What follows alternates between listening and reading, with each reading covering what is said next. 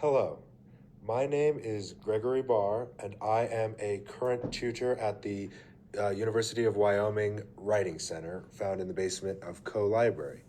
Today, I want to talk to you guys a little bit about the peer review process and what it is, how to do it, and also importantly, why we would want to engage in a peer review process.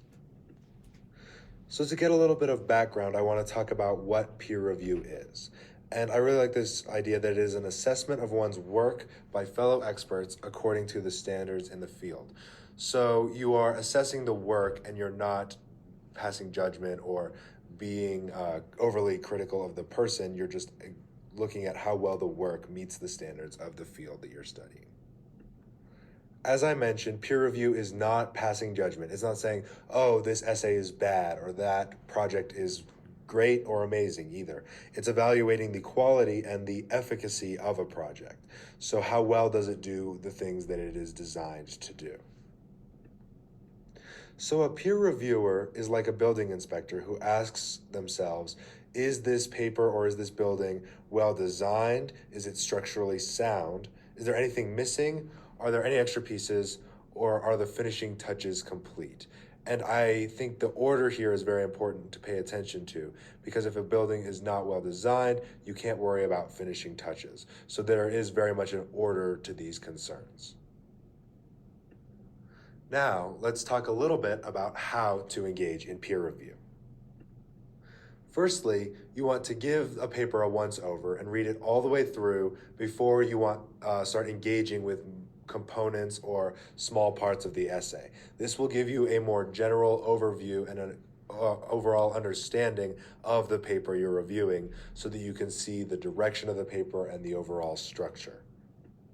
Some things you should look at after you give the paper the once over are the central point, right? Does the introduction tell you sufficiently about the paper, and does it sort of outline the way that the paper will progress in a clear and logical fashion?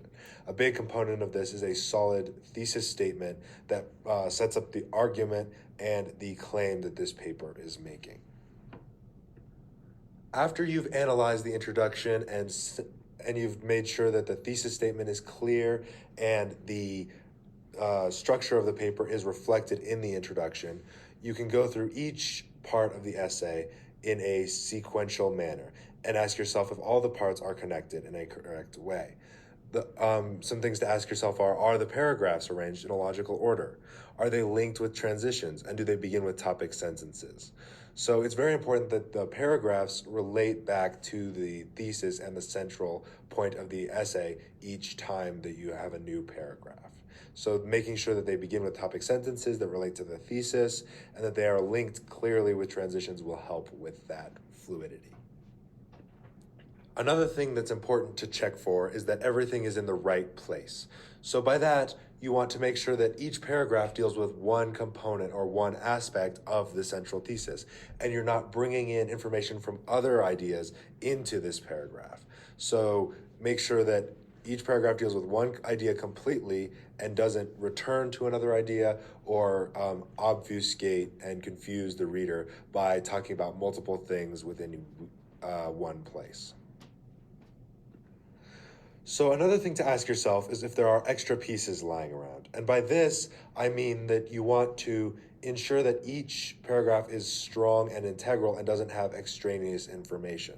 So while there might be some interesting fact or interesting idea that you want to include, it's important that you don't water down your meaning by including too many different things. And when you're peer reviewing a friend or a partner's paper, then it's important to make sure that they don't water down their point with other ideas. And a good way to ask yourself this is, would I be able to understand their point with the same clarity and depth without this sentence being put in? And if the answer to that is yes, then you may consider removing that sentence. Now, once you've gotten to the conclusion of the essay, it's time to make sure that the conclusion is coherent and based on the points made in the paper. And you want to make sure that it ties all the way back to the introduction and specifically the thesis. One additional thing you want to include in your conclusion that may not be anywhere else in your paper is the answer to the question, why are you telling me this? So that your reader walks away from your essay with a sense of understanding.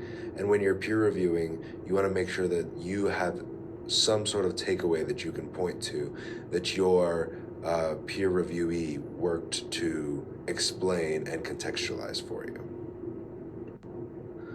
Once you've done all of the structural and overall critiques, it's nice to go back through and look for smaller details. So making sure that the writing is clear and that there's no sentences that are confusing or maybe too long or too short and don't add to the point.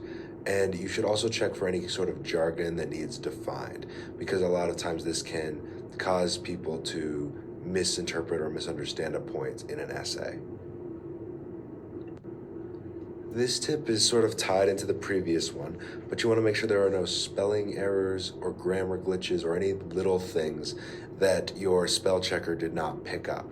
So I would go through after you've made all the structural changes and talked to your peer about all of their clarity in writing and everything that you've worked on so far, and just double check and make sure that they don't have any weird spellings or things that just got changed in the editing process.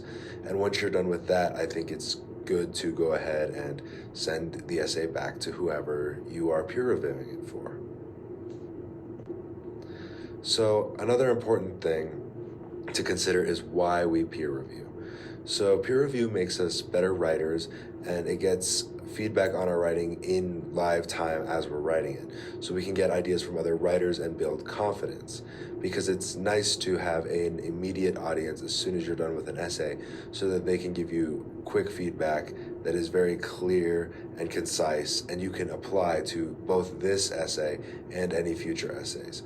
So when you're reading your peer essay by that token, you want to make sure that you're giving them suggestions of things that you see in their writing that could be improved overall, and maybe themes of their writing that could be changed or modified to increase their fluidity and their ability to write. So this helps you understand why you can benefit from it, as well as how best to help others benefit from your peer tutoring as well. Now, as a shameless plug at the end, I want to talk a little bit about the Writing Center. We are here in the basement of Co-Library Level 1, and you can make appointments now 5 days a week because we do not take weekend appointments anymore.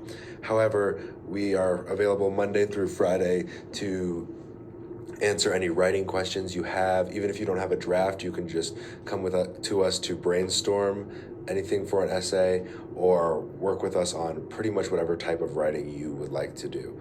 We also, starting this semester, are launching a satellite center with limited hours in both the Barry Science Initiative building and the Buchanan Center for the Performing Arts building.